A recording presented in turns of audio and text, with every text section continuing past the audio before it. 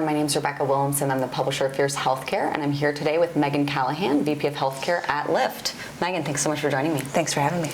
So before we begin, tell me a little bit about yourself and your role with Lyft. Sure. I'm VP of Healthcare for Lyft, which means that I lead all of our healthcare initiatives. I've been there about a year, and I've been in the healthcare industry for over 20 years. That's great.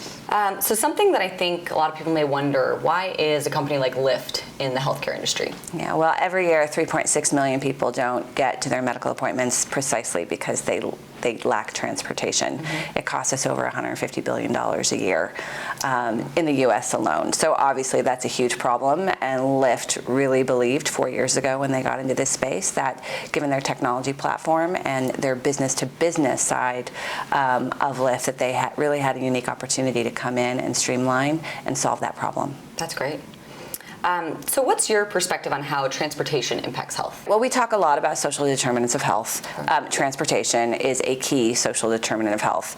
And not only is it a social determinant of health unto itself, but it's also a conduit to the other social determinants of health. So if you think about if you're food insecure and you live in a food desert, well, if you're in a food desert and a transportation desert, that's a big problem, right? Yeah. So we need to facilitate getting people to all kinds of things, including grocery access, including to pharmacies, to community events. There's a whole host of services that people need access to support their health. Yeah, that's great.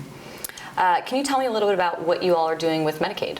Yeah, I'd be happy to talk to you about that. So in June, we announced that we are the first national rideshare company to be enrolled as a provider in a Medicaid program, and that was in the state of Arizona.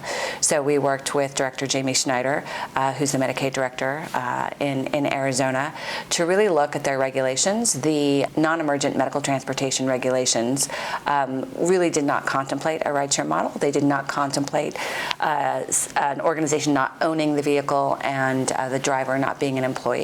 So we've really worked with states to think about what are the spirit of their regulations and how could those be modernized to accommodate a more efficient and cost-effective platform like Lyft.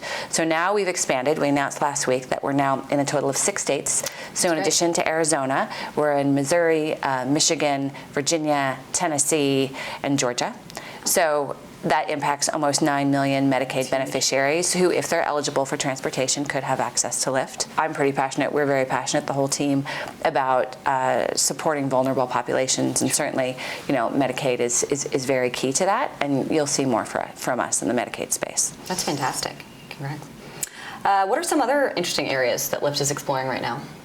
Yeah, well, we talked about vulnerable populations, and certainly we've been focused on the elderly and seniors since the beginning of Lyft Healthcare about 4 years ago.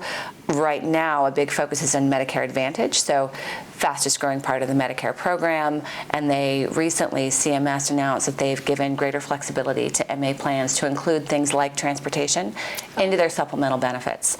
And what was interesting about that is not only did they give them the flexibility to give seniors rights to medical care, which is, of course, hugely important, but also to other things that support their health. So that could be things like grocery or pharmacy or community events, as I mentioned previously. Yeah. And what's even more interesting about it is they are allowing them to do that on a population-by-population basis. So instead of having to offer it to everyone, if they decide that they want to offer it, let's say, to their diabetics, a certain number of rides to their diabetics, and a different number of rides to their COPD patients, for instance, they have the flexibility to choose what's best for their members and how to best support them in their health. Okay. And we estimate that in 2020 we'll be working with all of the largest MA plans to provide transportation to their members. That's fantastic. That's We're great. excited. Yeah, very cool.